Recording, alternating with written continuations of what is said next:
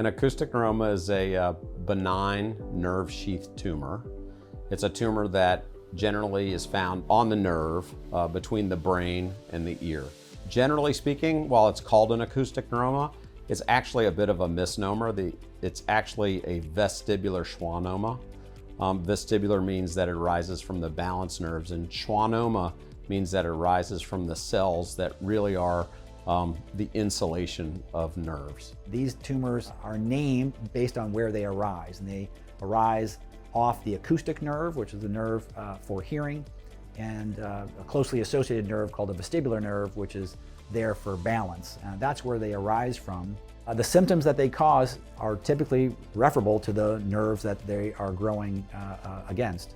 The most common is hearing problems. Patients will complain of tinnitus. Ringing in one of the ears is a common symptom that leads to the diagnosis of an acoustic neuroma. Another one is hearing loss. Someone will have a decline in hearing in one of the ears. Typically it's very slow, slowly dropping of the hearing over the period of often years. If the tumor gets big enough, it can cause other problems. Balance problems is probably the most common after those first two.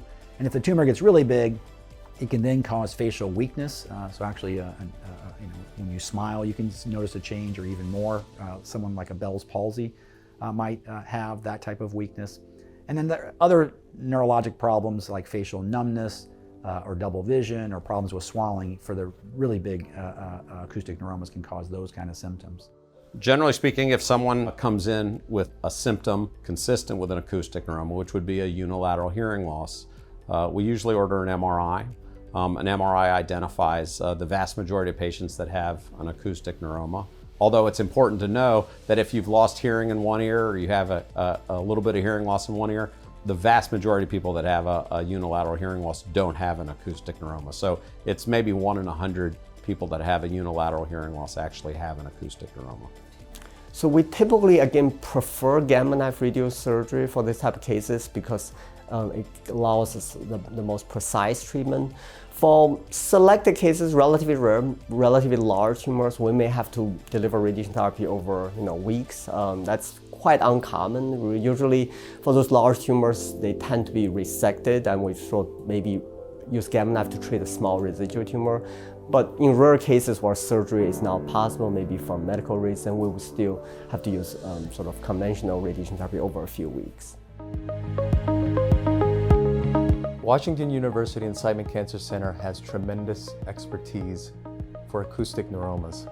So if you come here with an acoustic neuroma or vestibular schwannoma, first you're going to meet a brain tumor nurse navigator who's going to coordinate a visit with neurosurgery, ENT, radiation oncology, all in one day. Second, we're going to be discussing your case at a multidisciplinary lateral skull-based conference. And that's where you get the opinions of not only 3 folks, but it'll be 30 people, everybody in those disciplines in the center. You're not only going to be getting an expert surgery, you're going to be exposed to the latest in terms of clinical trials and science. We're going to be able to tell what kind of a tumor you have. Is it going to grow back? Is it going to be harder to do surgery on? And we're going to be able to develop new medications for these tumors. The final thing I want to emphasize, if you come here to our acoustic neuroma program at Siteman Cancer Center, is this idea of restorative skull-based program. And what I mean by that is that we'll not only take out your tumor completely in the safest possible manner, but that we want to maintain and even restore normal nervous system function to the greatest extent possible.